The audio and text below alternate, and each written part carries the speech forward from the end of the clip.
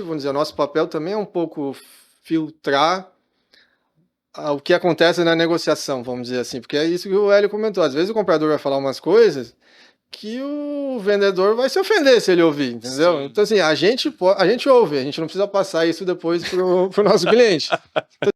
Eu espero que você curta esse episódio. Antes da gente ir para o conteúdo de fato, eu quero falar um pouco para você sobre a nossa plataforma educacional. Atendendo a nossa missão de levar mais conhecimento sobre não só produtos no mercado financeiro, mas como você consegue investir melhor o seu dinheiro, nós temos uma plataforma com dezenas de cursos pensadas para você, um investidor comum, que precisa tomar as decisões no dia a dia, as melhores decisões com o seu dinheiro.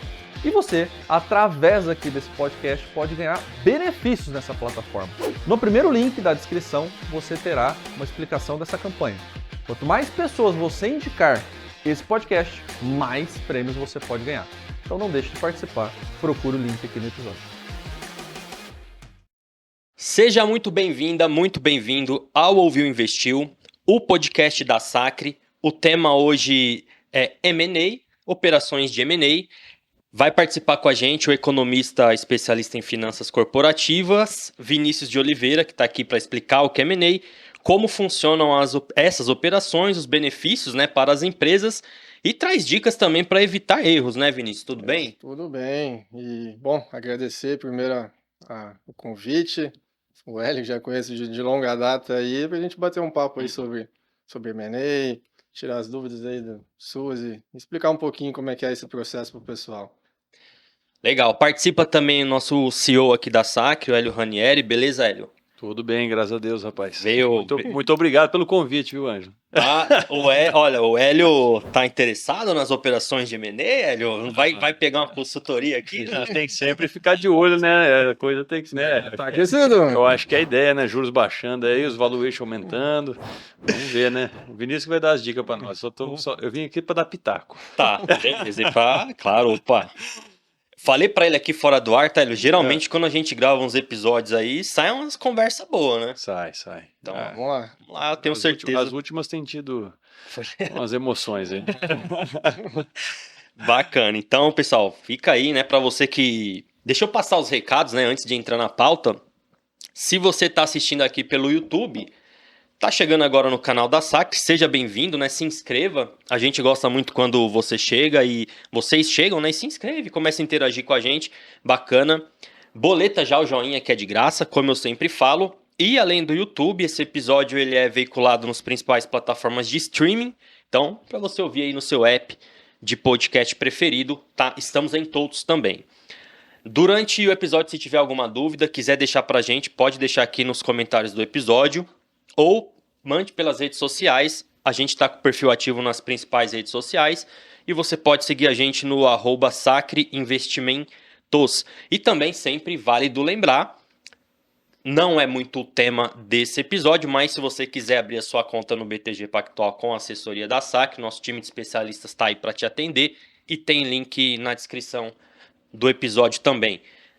Acredito muito que esse episódio vai virar um artigo lá no nosso blog, então anota aí, sacre.digital, é onde nosso time de conteúdo publica muitos conteúdos ricos sobre investimentos no geral e com certeza vai ter um artigo lá também sobre M&A a partir de agora. Tô pronunciando certo, né? Vamos gastar o inglês aqui, né? Está forte. Da última, ó, não tenho vergonha, tá? Da última vez. Vamos tentar não falar muito essas palavras em inglês, né? Vamos puxar por fusões e aquisições. Beleza, já Merge and acquisitions. Essa eu já não me atreveria, tá? Ô Vinícius, no episódio de Private Equity, Aí, eu meti um Private Equity, aí o nosso convidado deu aquela arrepiada, falou, não, é Private Equity, aí, beleza, tá? Até o M&A eu vou, tá? Tá bom. É justo. Ô Vinícius, então para nossa audiência conhecer mais um pouco sobre você, fala um pouco, né, se apresenta aí e fala sobre a sua atuação na Redirection. Beleza. Bom, eu sou daqui de Maringá, na verdade, estou voltando para a terra aqui, mas fiz toda a minha carreira em Curitiba, né? Me formei em economia lá na Federal, isso já tem algum tempinho. E desde então, depois de formado, eu entrei já na Redirection. Estou lá desde 2009, então já tem alguns anos aí 15 anos. de estrada com M&A. A Redirection começou em 2006, então um pouquinho antes de eu entrar. Então eu entrei bem no comecinho ali. Mas os sócios fundadores da Redirection, eles já vieram de outros escritórios de M&A em São Paulo, que é onde, querendo ou não, está a maioria das assessorias em fusões e aquisições, enfim, até assessorias financeiras em geral também, acabam tendo um pezinho lá, mas o Cláudio e o João, né, que são os fundadores ali do nosso escritório, cansaram um pouquinho de São Paulo, inclusive o Cláudio é daqui de Londrina, aqui do lado também, e queriam voltar para a terra, para Paraná, e começaram a Redirection ali, Tá. e estamos desde então, hein? Tá fazendo assessoria em M&A, enfim, vamos falar um pouquinho mais Tá. desse mundo, né? Mas a gente está desde 2006 aí com algum sucesso, prestando assessoria para empresas, para os sócios, né? Nesse mundo aí de Uhum. fusões e aquisições, né? Vamos parar de falar M&A aí, Tá. Hoje no âmbito sul Brasil aí, vocês são que referência em maior escritório hoje de assessoria? Olha, no Paraná, com certeza, a gente é um dos principais escritórios em assessoria, em Legal. M&A. Inclusive, até uma dica boa aí para o pessoal que estiver ouvindo, tiver mais interesse em conhecer, há 2 anos a gente fundou um instituto chama IDEFA. Quem quiser entrar, procura no LinkedIn aí, IDEFA. E a gente é um dos escritórios fundadores, juntos com outro escritório de assessoria, tanto da parte legal como concorrentes nossos também. Aham. Então a gente pegou assim, quem que são os principais players dentro do Paraná, principalmente foi onde começou, mas a ideia é ir Sul, Brasil pegando inteiro. o SUS e E vamos depois dizer, do Brasil. mostrando que não precisa ir para São Paulo. A gente tem bons assessores, tanto da parte legal, jurídica, quanto assessores financeiros, né? E a gente produz muito conteúdo para quem quer conhecer, quer entender um pouco mais de valuation, quer entender um pouco mais o que é o papel do assessor legal, do assessor financeiro, como é que funciona uma transação com uma empresa que não está no Brasil. Então, assim, a gente produz bastante conteúdo e é muito legal. Bacana. E com certeza no Paraná a gente é um dos principais. Existem alguns escritórios muito bons no Rio Grande do Sul, Santa Catarina, mas sim, no Sul com certeza em termos de volume de transação e de tamanho até de transação, nós somos um dos principais assessores. Bacana. Né? Muito bom. Na, Para situar, né, o nosso ouvinte, Sim. quem está assistindo já, quem que... Até é um gancho bom, porque existem vários, vamos dizer, tipos de assessores. Você tem o que a gente chama de boutique, como a nossa, que são escritórios menores, que normalmente são pessoas que têm uma grande experiência em M&A. Então a gente está falando aí, os sócios, somos em 4 sócios, tem mais de 20 anos aí de experiência, né? Só que não é um escritório que vai ter uma grande escala, um grande volume, né? A gente tem um time, por exemplo, de 10 pessoas, diferente, por exemplo, dos escritórios lá de São Paulo, vão ter times muito maiores, né? E você tem, então a gente está falando das boutiques, você tem os bancos de investimentos, né? Perfeito. O BTG e tudo BTG. mais, que também tem uma área de M&A. Então, assim, aí o que se diferencia, né? É o tamanho da transação, né? Os bancos normalmente vão trabalhar com transações de bi, Muito né? grandes, né? Maiores, né? E boutiques como a nossa trabalham normalmente com empresas médias, né? A gente fala do middle market, aí mais uma palavra em inglês. Uhum. São empresas médias, familiares, que normalmente são transações que acabam não fazendo sentido para esses grandes bancos pelo tamanho, enfim, tudo mais. E numa outra ponta você tem, vamos dizer, os brokers ali, né? Que são, às vezes, um executivo que trabalhou com M&A num banco e saiu, que tem experiência, ou alguém que trabalhou numa assessoria de M&A, mas é um cara, né? Ele não tem um time, ele não tem uma estrutura, ele trabalha pela experiência dele, né? Ele próprio, né? Então tem um pouco dessas diferenças, tem vantagens e desvantagens. Seria um autônomo, assim. Exatamente. Entendi. Muito Então, legal. Bom, Esse trabalho, Vinícius, ele entra como um suporte para quem quer fazer, ou ele é um trabalho, por exemplo, como de um advogado, que é necessário haver um advogado para que haja um processo? Ele é um trabalho que é obrigatório, ou ele é um trabalho mais de assessoria, de consultoria? Não, ele não é obrigatório Tá. você ter um assessor financeiro numa transação de M&A. Existem, na verdade, várias transações que ocorrem sem um assessor. Agora, se ela Os caras que se encontram por aí fala, beleza, aperta a mão e. Se ela foi uma transação depois feliz, que o empresário ficou satisfeito com os termos e tudo mais, aí eu não sei, entendeu? Mas, assim, existem várias transações que ocorrem sem assessores financeiros, né? Tá. E ocorre muitas vezes também porque são duas empresas que os sócios já se conhecem muito, eventualmente já vem se falando há muito tempo. Tempo de parceiro também. Parceria. Então, assim, muitas vezes aí acontece deles já são próximos, já negociam valores, enfim, não existe um processo organizado e competitivo, vamos dizer assim, né? Tá. Que é o que a gente se propõe, depois podemos falar um pouco mais disso. Aí é algo um pouco mais, vamos dizer, dentro de casa, normalmente quando acontece sem um assessor financeiro. Aí o que ele vai precisar depois, né? Normalmente daí, sem um assessor jurídico, normalmente não acontece, né? Porque daí você tem os contratos e tudo mais que precisam ser feitos, né? Mas assim, não é obrigatório, mas eu diria que é recomendável, vamos dizer assim, você ter necessário. um assessor financeiro aí para negociar um pouco os termos, enfim. A gente pode falar um pouco mais desse papel também durante a conversa. Beleza. A gente já falou aqui algumas vezes, né? Você já mencionou operações. Então, pra gente situar aqui quem tá ouvindo, o que é uma operação de M&A? Então, assim, existem vários tipos de operações de M&A, né? Ou de fusões e aquisições. A operação de M&A são aquelas que normalmente o equity, né, as ações da empresa está envolvida, né? Então, o que pode ser? Pode ser uma fusão. Então, por exemplo, são duas empresas que antes atuavam independentes e por razões estratégicas, enfim, comerciais ou para se fortalecer, enfim, aí tem vários motivos que essa transação pode ocorrer, elas decidem se juntar. Então, assim, não há um dinheiro no bolso para nenhum dos sócios, é simplesmente uma junção das empresas e troca de ações. Então, a empresa vale X, outra Y, juntando X mais Y, cada um tem seu percentual. Então, uma fusão é uma operação de M&A. Você pode ter também aquisições. Então, por exemplo, aí em vez de se juntar, na verdade a empresa acha que ou tem capital, enfim, faz mais sentido societariamente também fazer a aquisição daquela empresa. Então, essa empresa vai lá e adquire 100% das cotas das ações do outro negócio, né? E incorpora ou não, né? Daí depende da estratégia, até jurídica e tributária desses sócios. Então, isso também é uma operação de M&A. Uma outra operação de M&A é o que a gente vê aí no mercado normalmente também, fundos, né? O fundo X captou, investiu numa empresa, né? Isso é uma operação de M&A. É uma operação, uma aquisição parcial, normalmente, que esses fundos fazem.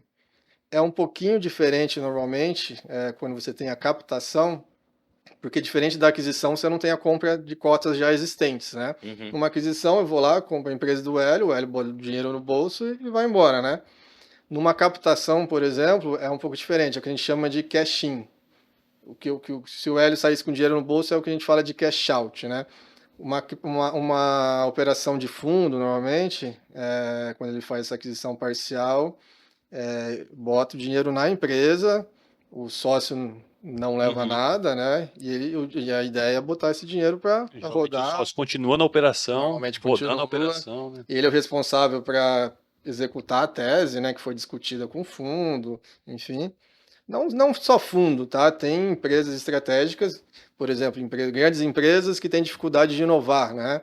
Vai lá, compra uma parte de uma empresa inovadora que tem esse viés de inovação, compra uma parte, os sócios continuam lá executando, enfim, que compra uma participação. Então, isso também é uma operação de M&A. Então, assim, tudo que envolve o equity, as ações, a gente pode considerar como operação de fusão e aquisição. Legal.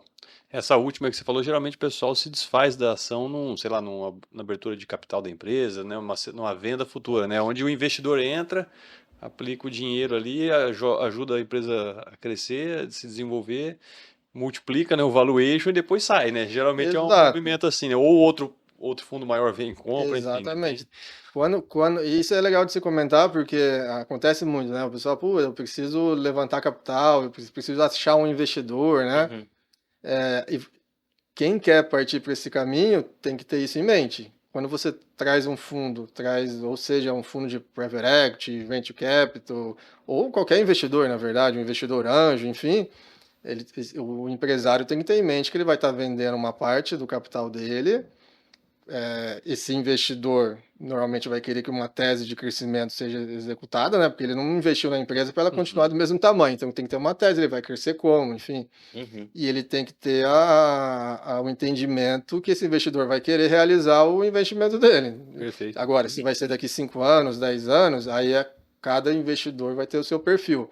Mas normalmente um fundo de private equity aí fica pelo menos uns entre 5 a 7 anos.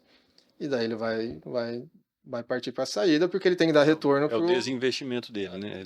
Para o acionista do fundo depois, né? Então, Exatamente. quem vai procurar por esse caminho tem que ter em mente que uma hora vai ter uma saída. Aham. Não dá para casar com a empresa para sempre, né? Via fundo, né? Exato. Por falar nisso, a gente já tem publicado, pessoal, na playlist aqui do Ouviu Investiu, um episódio sobre Private Equity. Eu vou deixar o link aqui na descrição desse episódio, porque até tem uma pergunta aqui bem específica sobre Private Equity.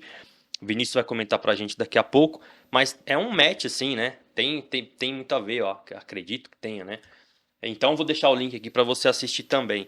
Boa. Essas etapas, Vinícius, como que se dá uma operação de private equity, assim, de M&A, de fusão, seja fusão, aquisição? Pessoa que está ouvindo, de repente, quer saber mais o processo, expectativa de tempo, Exato. o que demanda. Até os motivos, né? Acho que o interessante falar também por que o cara tá procurando a assessoria lá do Vinícius, né? Então, Sim. botou na cabeça. Então, assim, você que tá ouvindo, né? Tem interesse? Tá com alguma dessas ideias ali, poxa, deixa eu chamar o Vinícius pra uma conversa aqui, fazer um bate-papo, de repente, contratar, né? Vende teu peixe também, né? Já aproveita para vender. Faz o jabá. Mas antes de você explicar os passo a passo, os seus sócios aí, você falou, já estão no mercado há algum tempo. Tem um boom de M&A acontecendo, Vinícius? Ou de alguma forma ganhou notoriedade essa pauta? Tô perguntando porque até na pesquisa que eu fiz para desenhar a pauta aqui do nosso episódio, eu acho que eu não achei muito conteúdo sobre M&A, assim, bons conteúdos, né? Porque geralmente eu dou uma pesquisada, eu vejo como é muito investimento, aí sempre, né, o que os bancão estão falando sobre isso, o que os concorrentes estão falando, e eu confesso que eu não achei muita coisa, assim, sobre M&A, por exemplo, podcasts, não achei, artigos alguns. Inovando, velho. Tá inovando. Então, até por isso que eu acho assim, é uma boa palavra-chave que a gente vai atacar, com certeza. Mas teve alguma ascensão desse mercado recentemente? Ou tá normal e eu tô... Não, o Brasil é um mercado relevante em M&A, sim, porque você tem grandes empresas multinacionais olhando para o mercado brasileiro com interesse de vir para cá, e muitas vezes essa entrada é via aquisição, né? M&A. E teve, que assim, bom, aí vocês vão conhecer até poder falar um pouco melhor do que eu, porque o M&A segue também vamos dizer, as condições macro de taxa de juros. Então, por exemplo, o fundo de investimento, como é que funciona? Esse dinheiro que vai vir para comprar empresas no Brasil, por exemplo, né? Esse dinheiro, normalmente, ele não é captado aqui no Brasil, ele é captado com grandes instituições lá fora. Então, esses caras lá fora vão olhar onde eu vou alocar o meu dinheiro. Então, uma parte eu vou alocar aqui no fundo que tem como tese comprar empresas brasileiras, por exemplo, né? Então, quanto mais capital a gente vem para o Brasil, mais operações de M&A a gente vai ter. Então, condições de aumento de taxas de juros, esse tipo de coisa, acaba prejudicando o mercado de fusões e aquisições, de atrair capital. Porque da mesma forma que prejudica a bolsa. Exato, é a mesma ideia. Então, porque esse cara vai preferir um outro tipo de investimento, né? Mas, enfim, o mercado brasileiro é um mercado que vem se consolidando, né?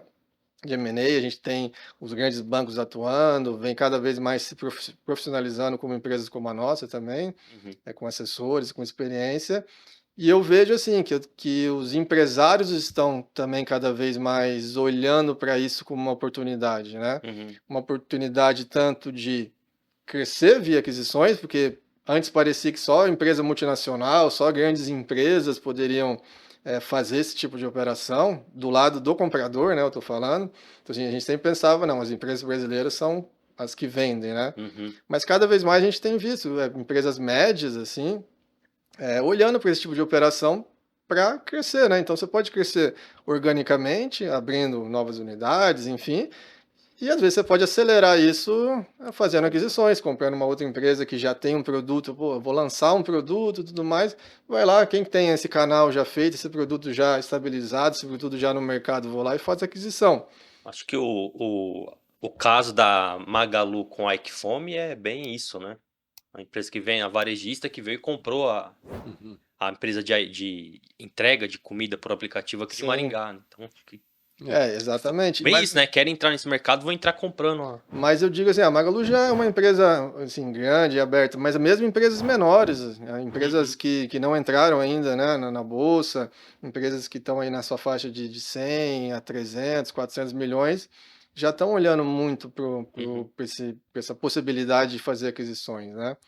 O M&A é uma estratégia de É crescimento. estratégia. Então, se o empresário tem, às vezes, a praça, o setor, alguma coisa que ele tem interesse e que, cara, vai demorar demais para ele desenvolver. É vou melhor lá. comprar a empresa com o concorrente, né? Às vezes até pode ser outro setor, né? Enfim. Então, ele funciona como uma estratégia de Exatamente. Então, isso tem que de estar na crescimento. mente. E daí, de novo, aí esse empresário vai precisar financiar essa aquisição. Ou, às vezes ele pode ter capital próprio, mas muitas vezes ele precisa financiar. Aí, de novo, taxa de juros, vai financiar como? Ou vai para a dívida, ou ele vai trazer um fundo que vai, ou um investidor, enfim, que vai ajudá-lo. Então, de novo, se a gente tem uma taxa de juros mais baixa, que ajude o empresário a ser financiado, a ter capital, isso tudo vai retroalimentando a economia e ajudando que essas operações e o mercado de M&A cresça também, né? Anima o cara, né? Da mesma forma que animou o investidor aí com essa perspectiva de Selic cada vez menor, né? É. Animou o investidor de bolsa, anima também o...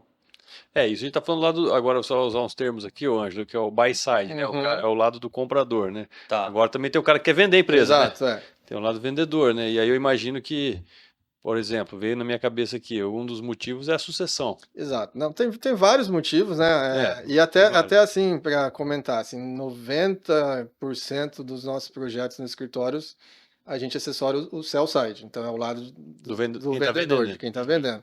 Eu comentei um pouquinho no buy side que vem crescendo e a gente tem projetos no buy side também, mas a grande maioria ainda é de empresas que estão vendendo. Por que que acontece a venda, né? Por quais motivos, né? Você tem alguns motivos pessoais do próprio empresário, né? Então, enfim, chegou numa certa idade, não tem uma sucessão, ou ele acha, enfim, que a família ou quem está lá na empresa, enfim, não tem a capacidade ou ainda não está preparado, é um dos motivos dele buscar a venda, né? Mas eu diria até que é uma questão muitas vezes mais de mercado, de timing de mercado. Então, assim, muitos segmentos, eles vêm se consolidando por, por, por fundos ou por empresas multinacionais. E quando o empresário ele está em um desses segmentos e ele enxerga que a cadeia está se movimentando, ele começa a pensar, pô, o que eu vou fazer? Ele vê o vizinho dele sendo comprado, o concorrente dele, ele vê um fornecedor, um cliente. Ele começa a ver a cadeia se movimentar, ele começa a pensar numa operação.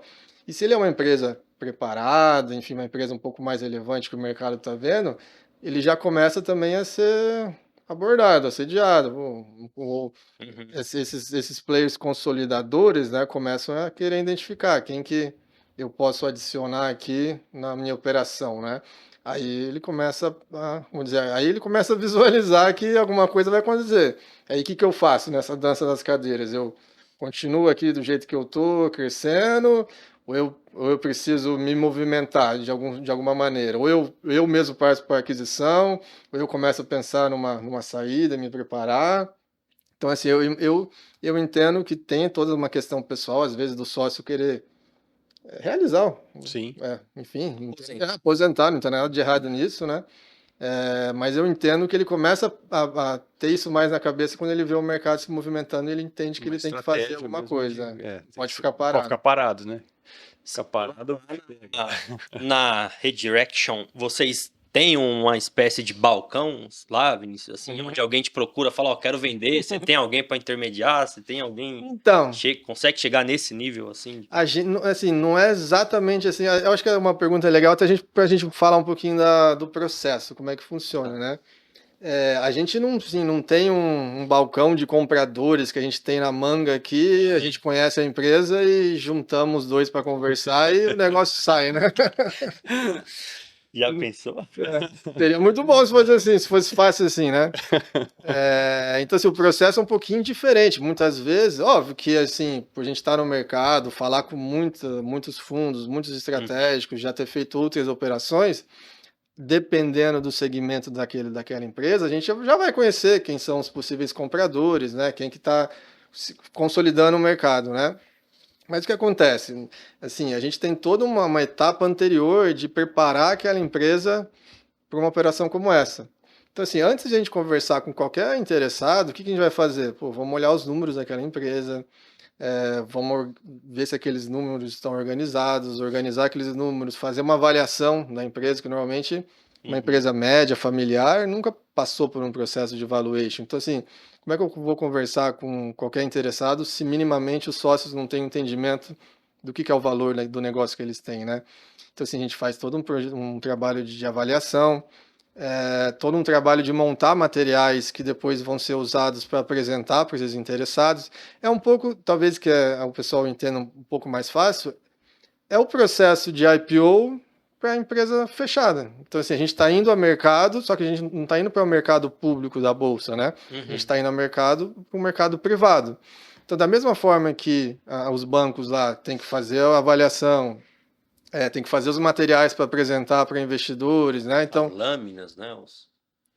a gente só não tem, vamos dizer, a burocracia igual o do IPO, que tem que seguir algumas regras, uma né? exigência igual tem a bolsa tem uma série de exigências, né? A exigência vai ser do comprador, né? Geralmente, fala, cara, eu quero ver isso aqui, né? E aí é que acontece, a gente estando tudo isso pronto, a empresa com os números redondos, o valuation, os materiais, a gente começa a falar com os interessados, daí que a gente vai olhar. Pode ter alguém que a gente já veja ou já bateu na porta daquela empresa e a gente saiba que tem interesse, mas o que a gente vai fazer? A gente vai fazer uma lista de possíveis interessados. Então, o que a gente vai olhar? Que empresa faria sentido adquirir essa empresa, né? Primeiro, quem que já está fazendo aquisições no mercado? Tem empresas de fora que a gente sabe que tem interesse em vir para o Brasil?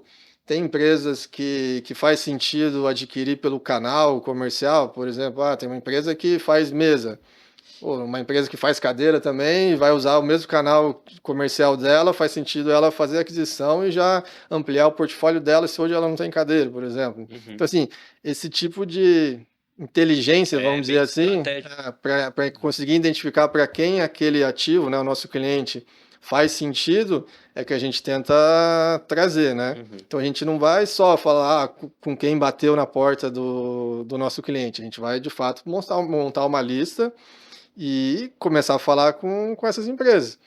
Que isso é interessante também. Muitas vezes as empresas vão nos procurar quando alguém bateu na porta deles lá, uma empresa aqui veio, está com interesse, eu preciso de alguém que me ajude.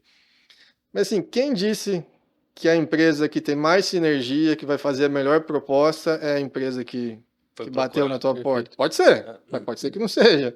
Então, assim, se você está disposto a conversar com eles sobre uma possível venda, por que a gente não faz, então, um processo que a gente chama competitivo? Vamos falar com mais empresas, vamos ver quanto que o mercado está disposto a avaliar, precificar o teu negócio, e a gente vai saber, vamos falar com várias. Se for uma empresa interessante, a gente vai ter várias propostas e a gente vai entender. Então, assim, teve projetos que a empresa que bateu na porta foi a metade da proposta depois que a gente buscou, entendeu? Então, se ele tivesse fechado com ela sem fazer esse trabalho de conversar com outros interessados, teria deixado bastante dinheiro na mesa. Perfeito. E às vezes é cliente nosso, né, Ângelo?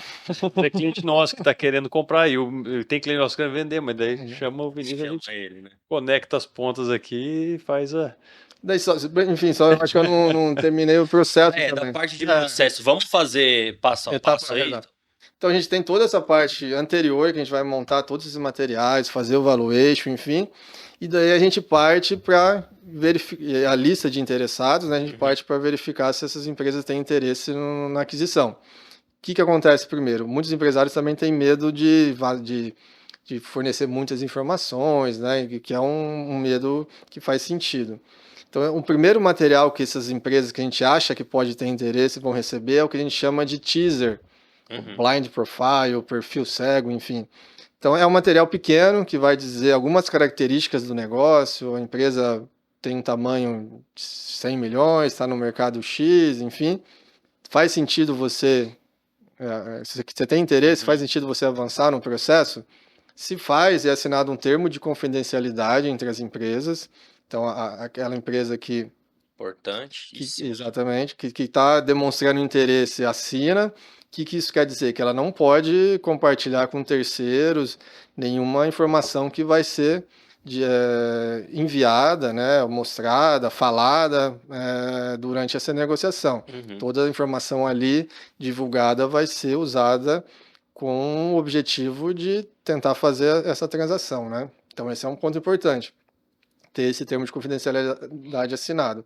A partir disso, a gente começa a abrir os materiais mais amplos sobre a empresa, né? Que vai mostrar um pouco mais de número, um pouco mais de estratégia, de futuro, do que aquela empresa é. E daí, a partir disso, é um processo muito de negociação, né? Da empresa interessada e o nosso cliente. Aí acontece muito, eu tenho dúvidas, né, sobre as informações, quero entender mais isso, aquilo, quero fazer uma visita, conhecer a estrutura. Então, o nosso trabalho é ir organizando todo esse processo de fluxo de informações, porque tem muita informação também, às vezes, que a empresa pede e ela não precisa pedir, porque o nosso objetivo você precisa entender a empresa com as informações que você necessita para me fazer uma proposta, entendeu? Então, por exemplo, eles não precisam saber quem são meus clientes, quem é meu maior cliente, quais são os nomes. Então, assim, por isso também o papel do assessor financeiro também serve para isso, proteger um pouco das informações e entender o que o comprador precisa para me fazer uma proposta, né? Aí existe toda essa etapa de negociação. Normalmente você vai receber alguma proposta ou algumas propostas, uma etapa de negociação também em cima dessas propostas. Aceitando algumas delas, ou uma delas, é assinado, aí é um novo marco, né? É assinado o que a gente chama de memorando de entendimento, ou carta de intenções, enfim. Tá. Tem vários nomes aí. O que é esse memorando de entendimento? É um documento um documento simples, tá? Que vai colocar algumas cláusulas ali da negociação que foram acertadas, né? Então, no valor, normalmente, né? Forma de pagamento, o que está sendo vendido ou comprado, e algumas outras questões, mas assim, as principais são essas. Então, o comprador e o vendedor estão de acordo com aquelas cláusulas ali a princípio, tá? O que acontece depois? O comprador, ele recebeu algumas informações, mas ele não entrou a fundo ainda na empresa, tá? Então, depois que é assinado esse memorando de entendimento, existe uma etapa seguinte, que é a etapa mais chatinha aí do processo, que demora às vezes um pouco mais, que é a que a gente chama de due diligence. Então, o que acontece? O comprador, nessa etapa, aí sim ele vai entrar a fundo nas informações e no detalhe. Normalmente ele vai contratar uma empresa de auditoria, aí, uma Big Four e tudo mais, e vai pedir um monte de informações. O que é o objetivo aqui nessa etapa? Ele vai querer entender, confirmar os números, né? Os números que eu recebi e baseei a minha proposta contábil são aqueles mesmos. Ele vai querer entender os riscos que ele vai ter, por exemplo, riscos trabalhistas, e no Brasil isso é muito importante, né? Riscos tributários, se a empresa que eu estou adquirindo está fazendo os procedimentos corretos, ou tem algum risco aqui que eu, comprando essa empresa, eu vou assumir? Então, trabalhista, tributário, ambiental, compliance, enfim, aí depende do escopo aí que esse comprador vai querer olhar.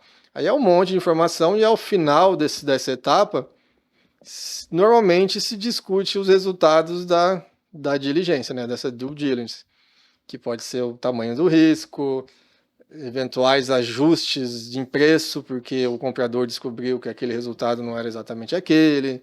O que fazemos com essa contingência, com esses riscos, né? E daí tudo isso, se o negócio não acabar aí, na verdade, que muitas vezes aqui acaba o negócio já, tá? Fica ali. É muito comum, porque aí o comprador quer baixar o preço demais, ou se descobrir um risco que o comprador não conhecia, ele não quer assumir, enfim. Então, assim, muitos negócios já acabam aqui. Mas, enfim, se é um negócio que continua, aí tudo isso é levado ao contrato, daí vem os advogados, né, que nos ajudam, são elaborados os contratos finais, né, contrato de compra e venda, acordo de acionista, e tem o fechamento da operação. Então, as etapas são normalmente essas. quanto tempo, né? Essa é uma pergunta importante também. Eu vou chutar, tá? Já tô vendo ali pra 6 meses pra frente. Não é. 6 meses é. O negócio foi rápido. Então, pra vocês verem como então, tô aleatório, então. Sim. Mais rápida que vocês fizeram até hoje. Cara, Tá? na média, no mínimo 1 ano. Um Por ano. todo esse, do início ao fim. Porque que vai acontecer? Mesmo se a pessoa já vem com o comprador, mesmo assim, ainda vai todo esse tempo. Você pode ter processos mais rápidos, né? Por exemplo, não quero fazer um processo competitivo, já tem um cara que Já sei. uma empresa que eu sei que é para ela que eu quero vender, eu já conheço, enfim. Aí você faz um processo direcionado e aí já negocia, já vai na due diligence e já vai em contratos, né? Pode ser mais rápido. Uhum. Mas via de regra, acaba não sendo tão rápido, porque na diligência vai encontrar alguma coisa. O processo de negociação muitas vezes também não é tão rápido, porque normalmente o comprador tem uma ideia de valor, o vendedor tem uma ideia diferente de valor. Então, até se chegar num consenso, às vezes vão meses aí para de negociação, enfim. Então, assim, às vezes a gente acha que vai ser rápido, mas acaba não sendo. Vai um tempo aí. Mesmo os contratos, né? Aí entra os advogados de um lado e de outro, aí o advogado do comprador escreve uma versão, o advogado do vendedor escreve uma outra, aí vai e volta, e vai e volta, e vai e volta, quando você for ver, já passou alguns meses aí, até só se falar sobre o contrato. Então, 1 ano, pelo menos, processos rápidos aí entre 6 a 8, e a gente teve operações aí que, por exemplo, demoraram uns 3 anos. Claro que não, a operação não estava ativa durante todos os 3 anos, né? Mas assim, Friou, depois voltou. Começou a conversa. Exato, aí se encontrou um problema na due diligence que precisava resolver, para o comprador poder se interessar, e resolve isso, aí depois volta. Então, assim, isso acontece bastante, né? A due diligence acaba, como eu comentei, porque, sei lá, tem algum problema trabalhista lá. Aí a empresa vai, resolve isso, aí volta a se conversar, e daqui 3 anos fecha a operação. Então, é um mercado que tem que ter bastante resiliência e paciência, porque as coisas demoram.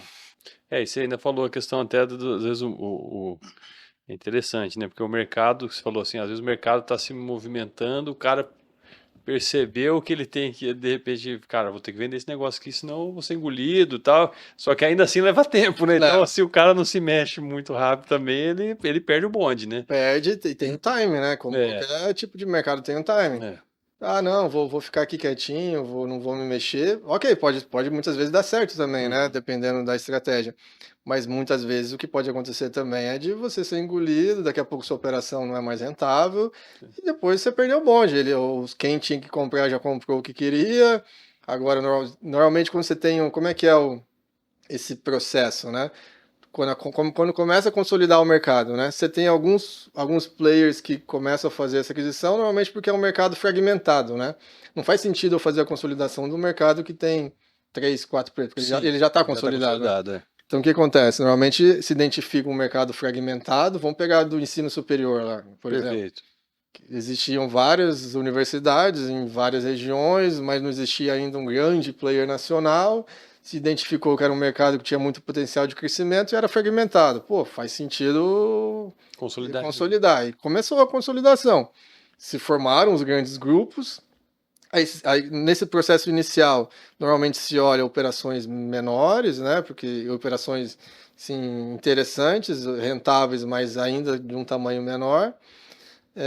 Só que quando esse mercado começa a se consolidar demais, o que acontece depois são as grandes operações, né? Que é o que a gente está vendo até hoje no ensino superior.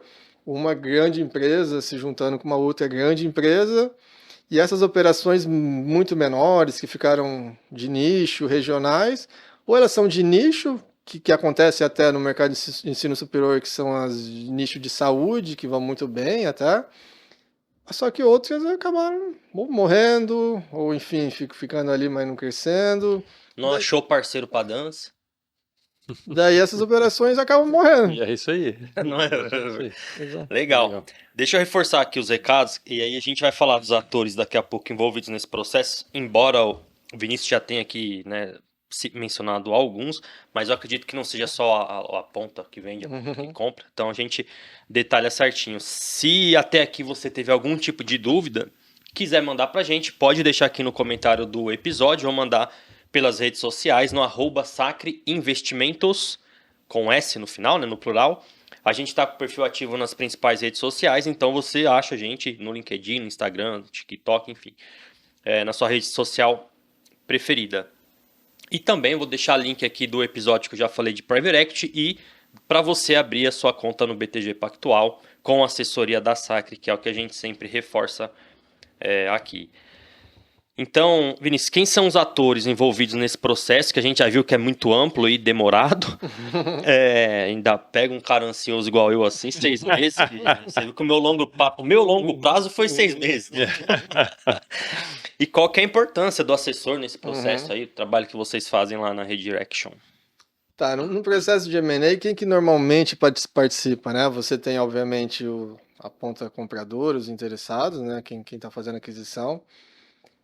Nessa ponta compradora, quem que são essas pessoas, né? Essas instituições? Tem aqueles que a gente chama de estratégicos. Então, assim, são empresas, são, por exemplo, uma multinacional, né? Ou, enfim, uma empresa brasileira mesmo, que vão buscar comprar outras empresas, né? Isso que a gente chama de comprador estratégico, tá? Uhum. Que é do mesmo nicho, mesmo setor. Do mesmo setor, ou um setor vai verticalizar, enfim, tem algum interesse estratégico, né? Por isso, dentro daquele segmento. Tem um cara assim, Vinícius, que é um cara que tem dinheiro e fala, meu negócio é comprar empresas e vender. Tem esse trader de empresas? Existe? Tem, mas, por exemplo, investidores anjo, né? Tá. Que investem em empresas, ou aqueles investidores em séries, né? Mas aí normalmente são pessoas que venderam a sua empresa, fizeram bastante dinheiro e agora usam esse conhecimento, enfim, para investir em empresas ou montar outras empresas e vender, né? Tá. Nos Estados Unidos isso tem bastante, no Brasil é um pouco menos comum, mas está começando, né? Legal. Mas você tem, então, esses estratégicos e tem o que a gente chama de investidores financeiros, né? Que daí são instituições financeiras que captam dinheiro lá fora, enfim, montam os fundos, aqui tá os fundos de Private Equity, tá os fundos de Venture Capital, tá o Seed, tá, enfim, todos esses níveis de fundos que vão investir tamanhos de dinheiro, vamos dizer assim, diferentes, né? Uhum. Mas esses são os investidores financeiros.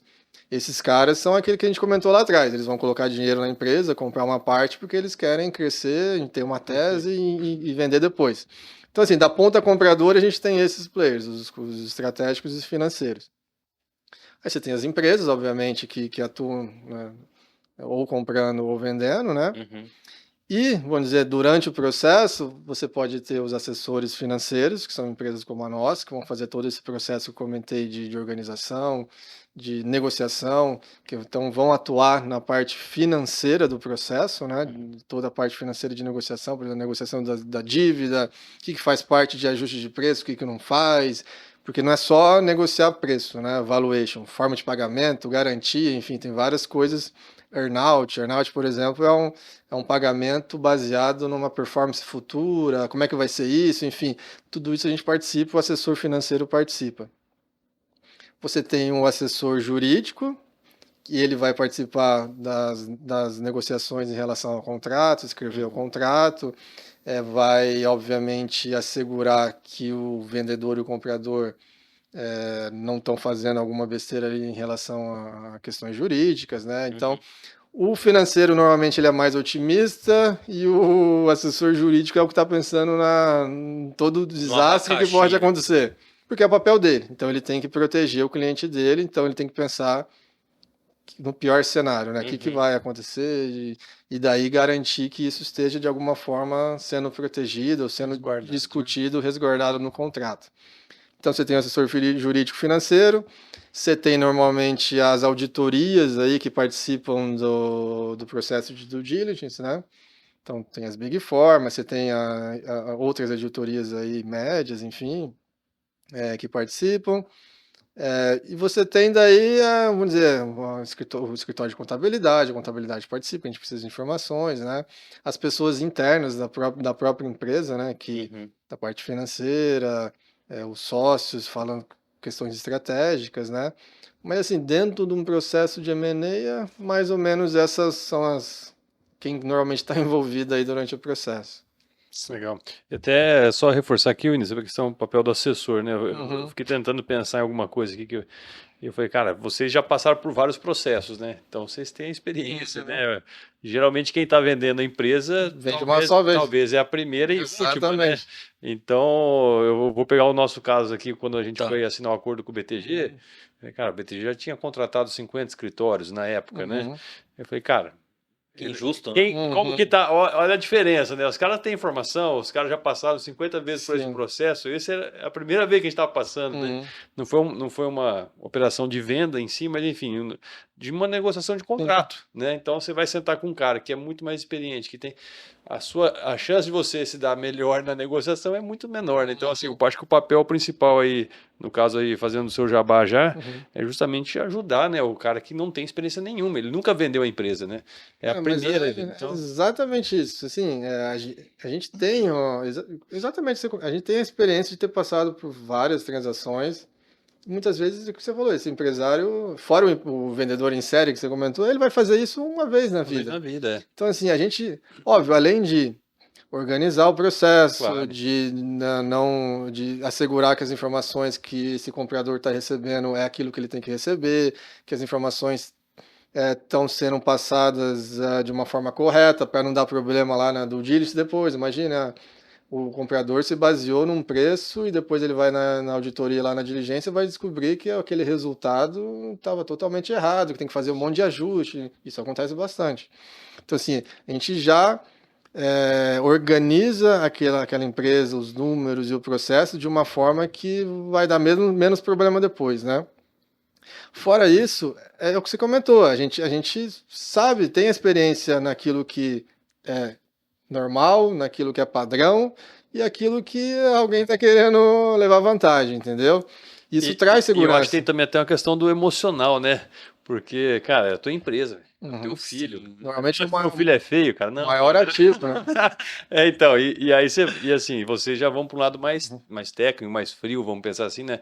De ir pro racional, né? Não para emoção, né? Então, É isso, eu acho que é importante. Eu falei, É, cara, não, porque assim, independente de você, né, enquanto o assessor está sendo contratado por uma das Uhum. partes, há uma neutralidade, né? Precisa ter isso, né? Porque é claro que ele vai defender o cliente dele, né? Lógico. Sim. A Mas gente vai procurar fazer o melhor negócio para o nosso cliente, a gente vai defender o nosso cliente, mas sim, existe, vamos dizer, o nosso papel também é um pouco filtrar o que acontece na negociação, vamos dizer assim, porque é isso que o Hélio comentou. Às vezes o comprador vai falar umas coisas que o vendedor vai se ofender se ele ouvir, entendeu? Sim. Então, assim, a gente ouve, a gente não precisa passar isso depois pro nosso cliente. Então, assim, existe um falou papel que seu de. filho é feio.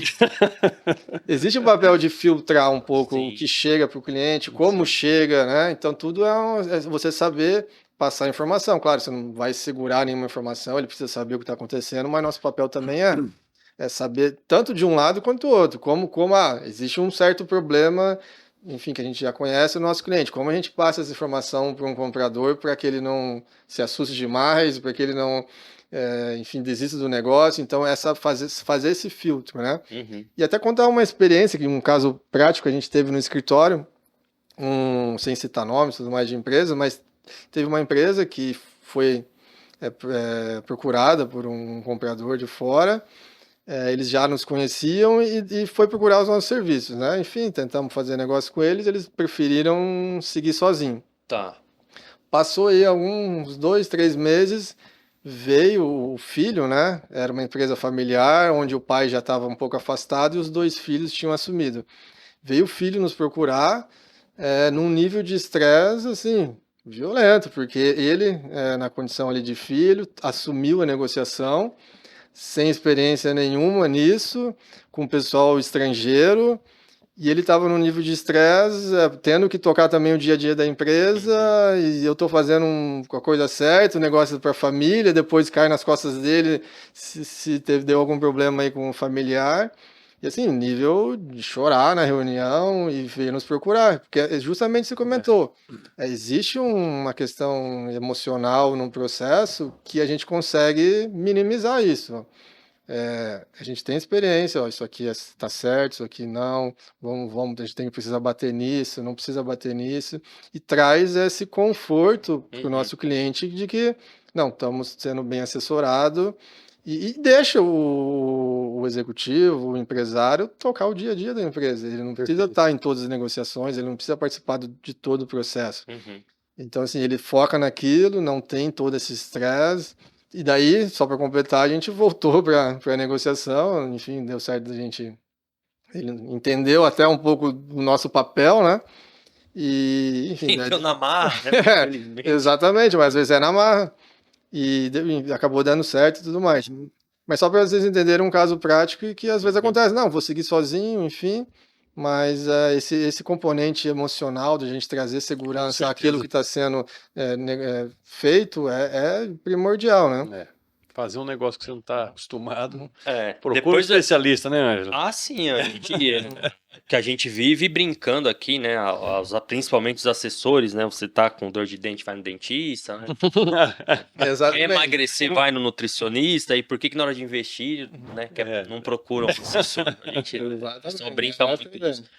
Depois eu vou perguntar pro Vinícius, Hélio, como que vira um assessor dessa área? Mas depois, porque, né?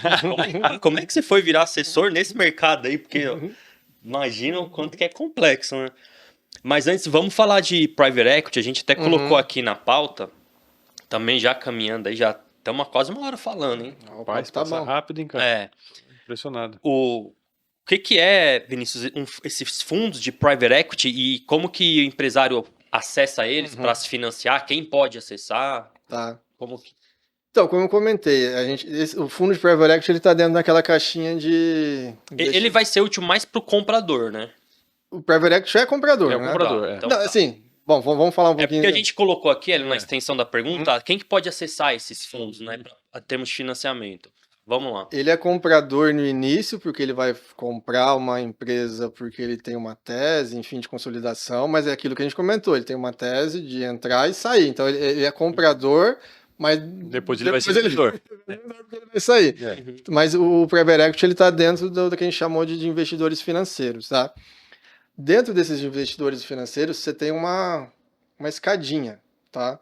O private equity, ele está no último nível. Então, você tem lá o anjo, que vai investir ali no início da empresa, uma ideia, né? O anjo daí vai ser um cara que conhece ali, enfim, entende do negócio, muitas vezes, já tem uma experiência e vai investir uma certa quantia, né? Aí você tem o que a gente chama de seed capital, né? Daí talvez vai investir a empresa já está um pouco mais madura, já tem alguma operação, já testou alguma coisa, né? Aí depois você tem o venture capital, que daí já é um pouquinho mais, né? São empresas que já testaram, já passaram por um teste de mercado, enfim. Só para chegar daí na última prateleira, que são os private equities, tá? Então, o private equity normalmente vai investir em empresas mais maduras, maiores, que já têm um certo histórico e um certo tamanho, tá? Então, assim, para responder, né? Quem que vai conseguir acessar um private equity, por exemplo, tá? Então, assim, não são as empresas que estão lá no início, que estão nascendo, que tem uma ideia, que tem um histórico pequeno, tá? Quem vai acessar um private equity são empresas já consolidadas, tá? Porque o private equity, ele tem uma limitação de tamanho de investimento que ele vai fazer num único negócio, tá?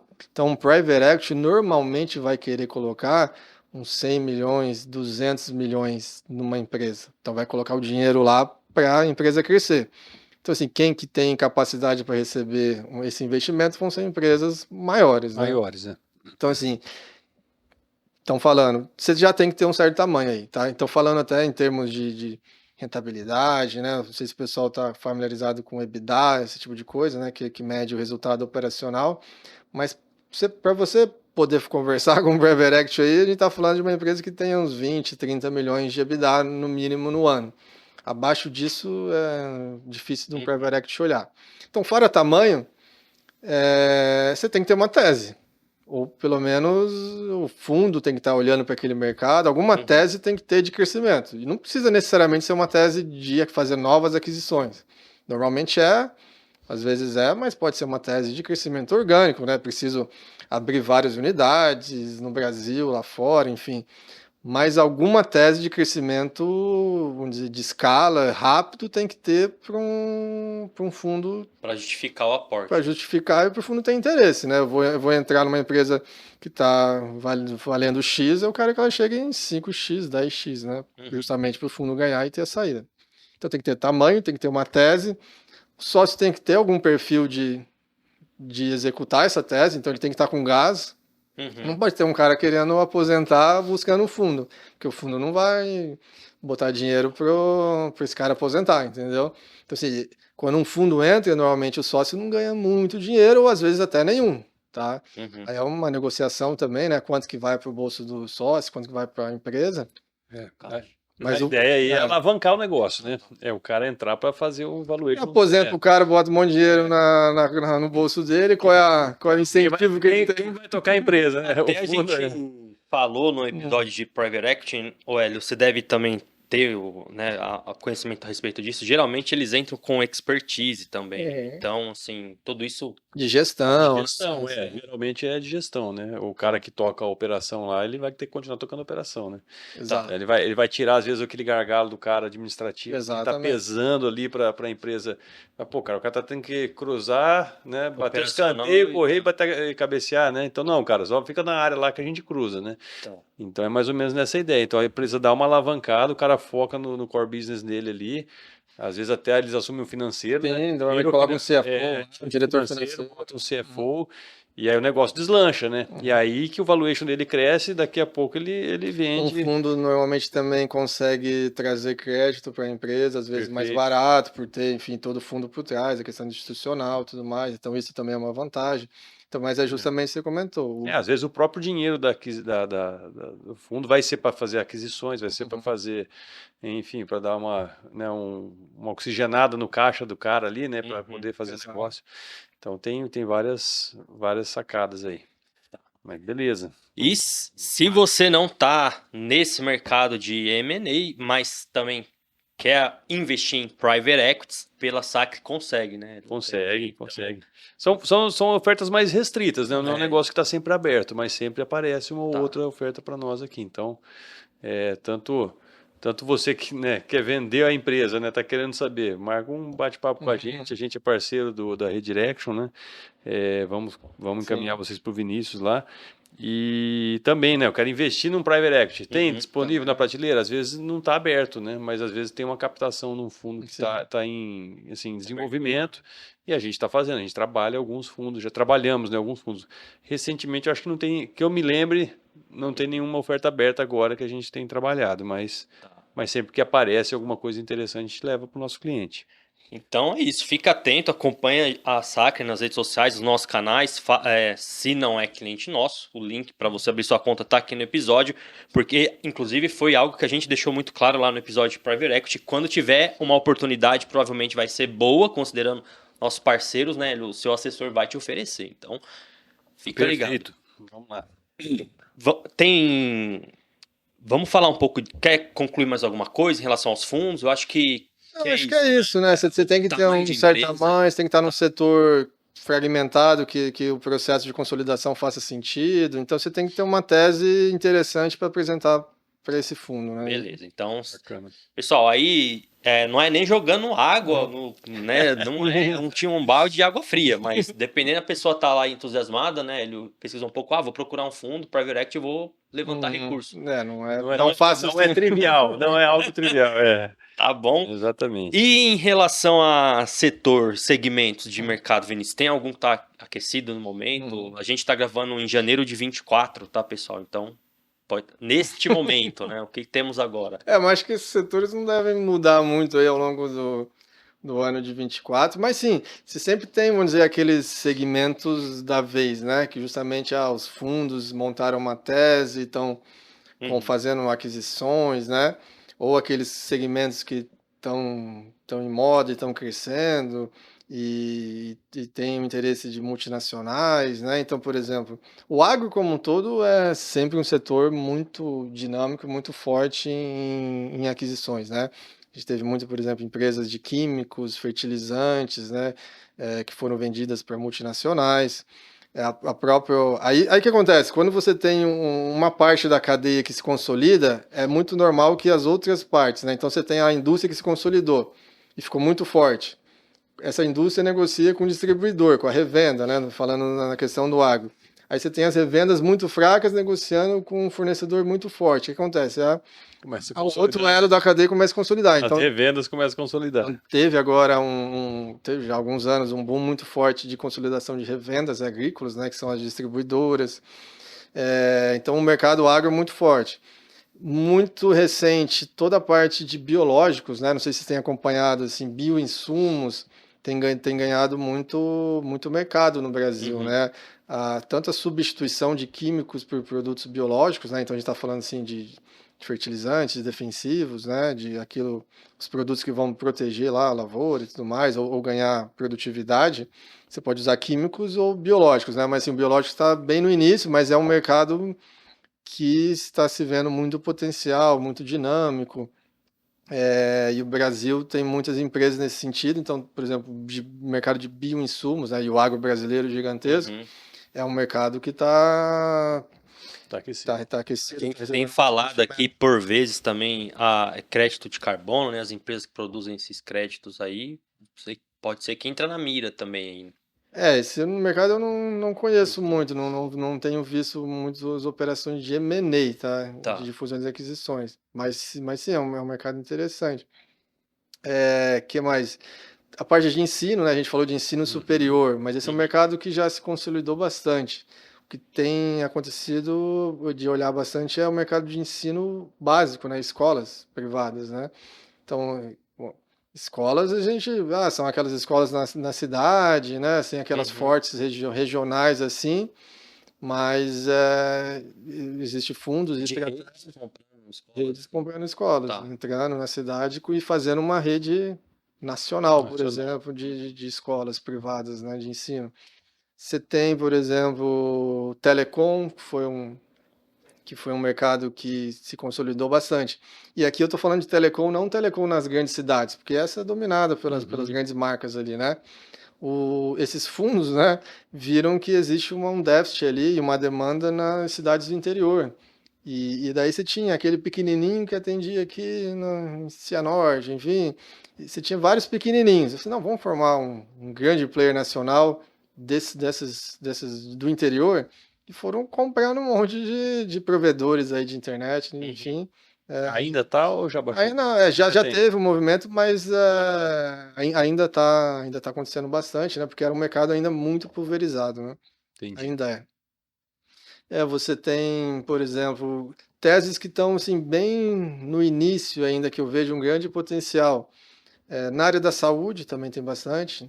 Aqui no Paraná, inclusive, vários hospitais foram comprados por grandes redes, né? Que inclusive abriram em bolsa aí, né?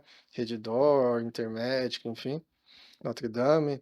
Então, a área de saúde sempre foi bem movimentada, mas a área de saúde também é muito ampla, né? Você tem teses aí de fundos na área de oftalmo, na área ortopédica, você tem uma tese que eu acho muito interessante, são de clínicas de fertilidade, que eu acho que é um mercado que vai crescer muito e é muito ainda fragmentado, assim, são pequenas clínicas em várias cidades, então é uma tese muito interessante que deve ganhar corpo. Toda a parte de saúde mental, clínicas psiquiátricas, principalmente aí depois da pandemia, enfim, é uma tese também que alguns fundos já entraram e estão consolidando. Então, assim, toda a parte de saúde, de agro, de ensino, são mercados assim que são Mais perenes, assim, também. são mais perenes e muita movimentação de M&A. Legal. Isso não deve mudar muito aí ao longo do ano. E é mercado, né? Falando assim, agora enumerando, há possibilidades, né? Certeza. Tem indústria de alimentos também, que é sempre muito forte, né? Por exemplo, aí você tem muita inovação dentro de alguma dessas indústrias, né? Por exemplo, indústria de alimentos. Você tem aqueles alimentos saudáveis, né? Aquelas coisas que vão fazendo um pouco diferente do que as grandes indústrias fazem, né? Daí a grande indústria vai lá, vê que é uma oportunidade, uma empresa que criou um produto legal, conseguiu ter toda uma demanda comercial, vai lá e adquire. Então, Uhum. alimento também é um deles. Eu que sou pai de filho alérgico, rapaz, é aquela questão de, é alimento vegano, sem leite, sem ovo, sem não sei o que, Então, caros. aí você tem empresas Aí que você tem atuam nesse exatamente, nicho. é só no nicho ali, né? Então, Aí, eu tava esquecendo, talvez o que tenha mais volume deles é a parte de tecnologia, né? tecnologia, né? Então, assim, tem o SaaS da vida, né? As empresas de SaaS, Software as a Service, a TOTOS, né? Uma empresa muito grande aí, aberta em Bolsa Brasileira, Uhum. que é uma empresa que movimenta muito esse mercado, né, de tecnologia. E aí você tem várias vertentes também dentro de tecnologia, né? Você tem aí um mercado vai se relacionando com o outro, né? Você tem aquela tecnologia voltada para o agro, aquela tecnologia voltada para o mercado de saúde, tecnologia voltada para o RH. Então, assim, você é uma empresa de tecnologia, mas que atende outros O mercados, próprio né? mercado, né? Ele vira e mexe, a gente vê aí uns abocanhando os outros. A gente fala abocanhando, até parece que é mal, né? Mas é jargão, tá, pessoal? Você diz de redes de supermercados, Não, varejo? no mercado financeiro mesmo. Ah, A sim, gente não. vê, surge uma empresa de tecnologia, quando vê, já vem alguém, já Uhum. comprou e incorporou. Mas o próprio segmento de instituições de assets, assim, sim. também Sim. vem passando por um processo de consolidação também, não. Nosso O mercado próprio, aqui, isso, o próprio mercado nosso, né, de assessoria de de M&A investimentos, também, teve vários, Teve tá o tendo vários BTG casos, que isso. adquiriu a Orama, né? É, corretora. não, e os próprios escritórios, né? Os escritórios de assessoria, às Sim. vezes se juntando, aumentando, ficando maiores. Trazendo novos serviços, Sim. então também é um mercado que está se certeza. consolidando. Com certeza. Legal. Pessoal, chegando aqui no final da pauta, então, Vinícius, não sei se é uma pergunta espinhosa, né? Como se diz, até porque foi sugestão sua. Mas onde normalmente dá errado essa operação de M&A? Como que a pessoa se esquiva desse erro aí? Mitiga esse erro, né? Que é termo que a gente usa muito aqui. Bom, vamos lá. A gente até falou um pouquinho assim de onde que pode Onde isso ao, dá errado? ao longo da conversa aí a gente falou. Mas assim, onde que dá errado? Vai dar errado ou lá no início já, porque é uma empresa que não está preparada para passar por um processo de M&A, tá? Quando eu digo preparada eu tenho as informações organizadas, eu tenho o conhecimento do meu histórico de rentabilidade, como é que eu venho crescendo aonde, como é que eu vou crescer, eu tenho uma noção de estratégia, de pensamento futuro também do meu negócio, eu consigo demonstrar para um potencial interessado o que que é meu negócio, o que que ele foi historicamente, o que que ele vai ser. Se não, se tem as informações tudo bagunçado, se nem o próprio empresário consegue olhar para os números dele e entender, já vai começar a dar errado aí, na verdade, tá? Quem que vai ser o comprador que vai lá botar 100 milhões, 200 milhões numa empresa se ele não consegue nem entender a empresa, né? Então, primeiro, no início aqui, se a empresa não é organizada, enfim, já vai dar errado. Mas vamos supor que seja uma empresa minimamente organizada, está no mercado legal, onde vai dar errado de novo? É quando estiver negociando o preço também. Ali, às vezes já acontece de não ter negócio, né? Por quê? Às vezes o empresário não passou por um processo de avaliação, não entende muito como é que funciona essa questão de técnica, né?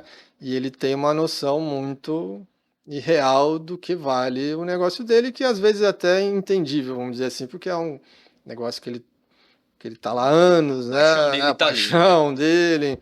Então, assim, mas às vezes, mas assim, M&A como o Hélio comentou, é um processo racional, o do outro lado tá vendo uma oportunidade, mas ele vai ter que ter algum retorno. Então,